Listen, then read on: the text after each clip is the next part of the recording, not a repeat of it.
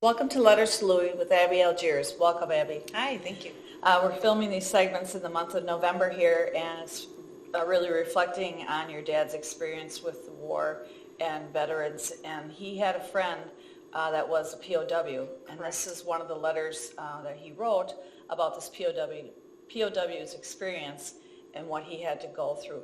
Where was he a prisoner of war? In Germany, Okay. yes. All right, and was it early on into his time over there, or will that be explained in the letter? We'll explain it in the letter, Okay. the details of it. Okay, great. Well, let's hear the Okay, letter. thank you. Yep.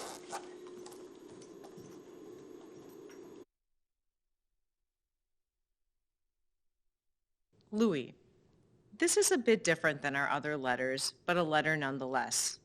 The juices were flowing as I reflected on the war and felt compelled to share what I knew with my grandson. Not bad for a Thursday morning.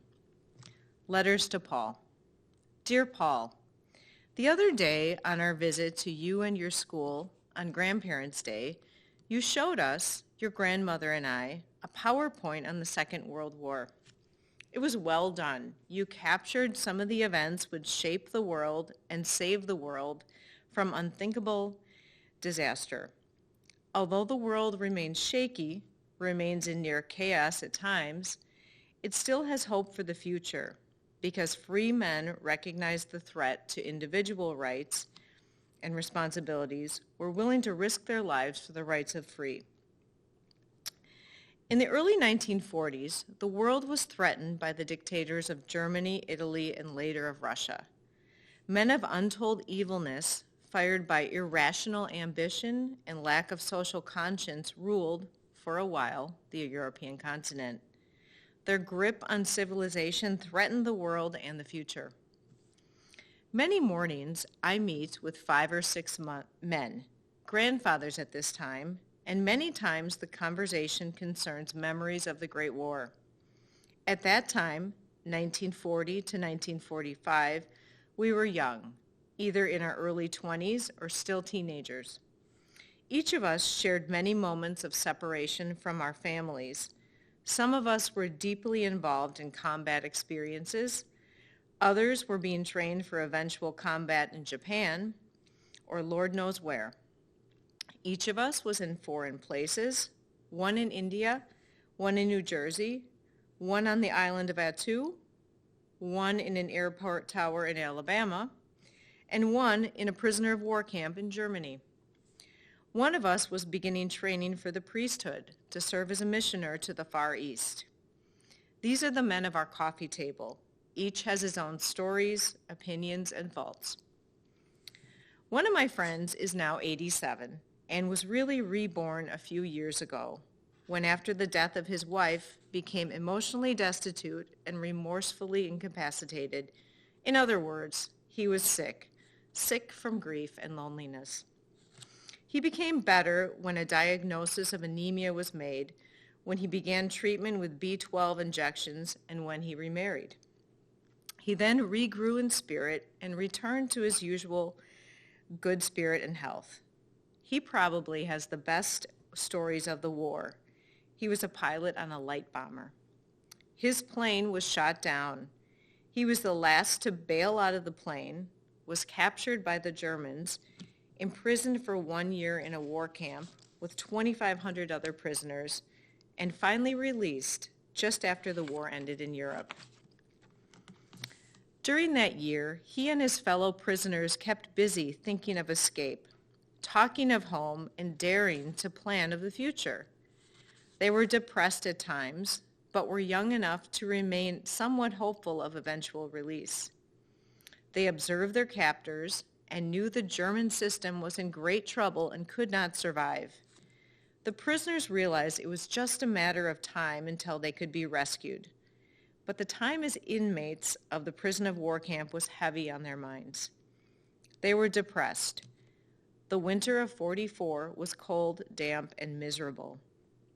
It was especially trying for them as the days were gray, the sun shone only infrequently, the barracks were cold, and their clothes were scanty and smelly.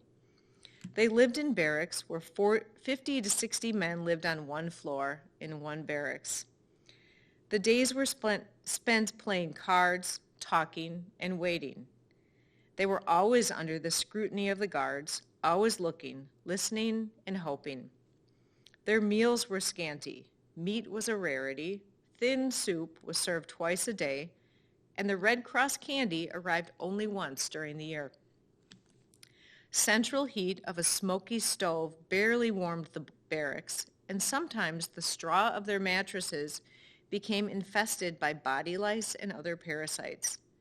But usually, they remained as clean as possible, washing only their faces and hands daily, and showers in the spring, summer, and fall.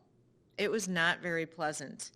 They became depressed, and at times were so depressed as to be driven to suicide.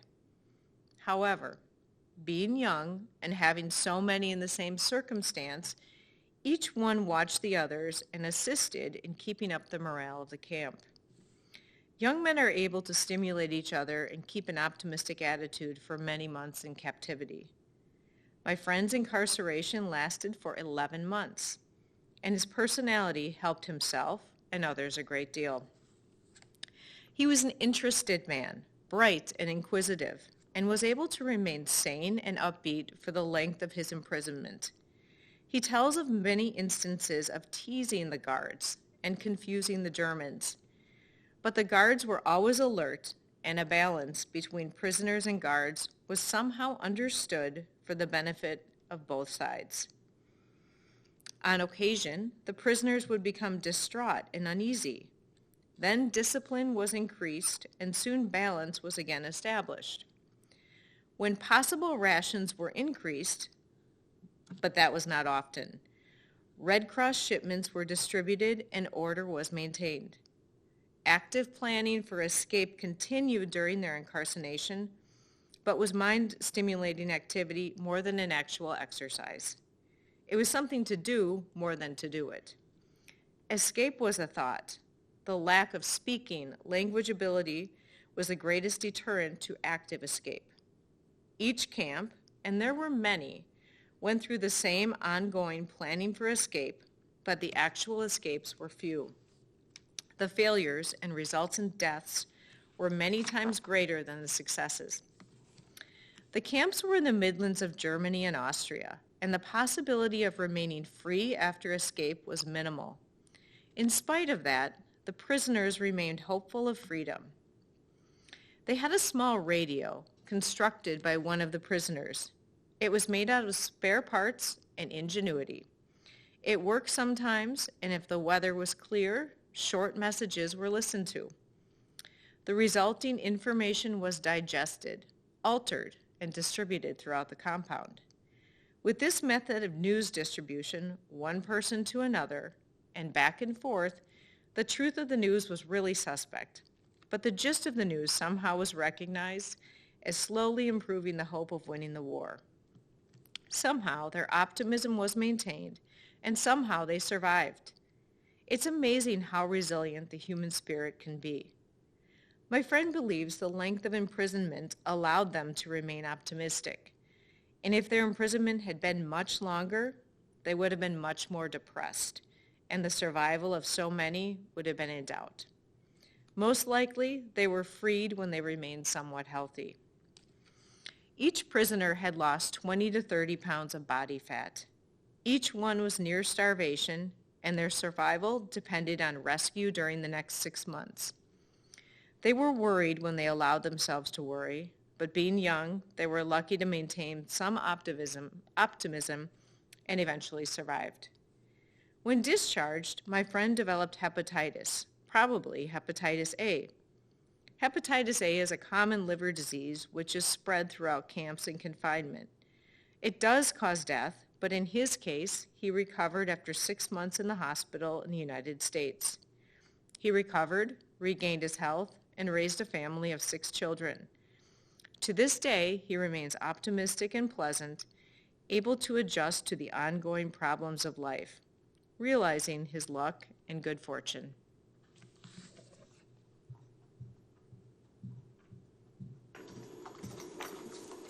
Another example of how many lives your dad had touched, and these men that were willing to share their stories, with him, and the respect that he paid for them, being able to recall them and put that on paper is incredible. Right, the details in the story, and I remember him going to those coffee clutch Right. meetings every day. He would go with the same group of guys and come back with all of these stories, and this is just a great example.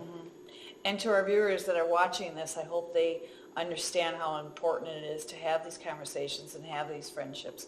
We're in such an electronic stage of our lives. We're all looking down all the time. But to be able to have a conversation and share your life's events that are happening, Right. Then and now, I think it's important.